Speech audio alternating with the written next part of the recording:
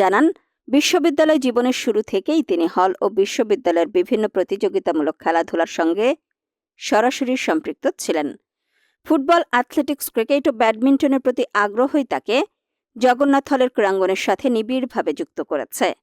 তিনি বিশ্বাস করেন, জগন্নাথ হলের শিক্ষার্থীরা সঠিক নির্দেশনা ও লজিস্টিক্স সাপোর্ট পেলে কেবল বিশ্ববিদ্যালয় নয়, জাতীয় ক্রীড়াঙ্গনের ক্ষেত্রেও গুরুত্বপূর্ণ ভূমিকা পালন করতে সক্ষম।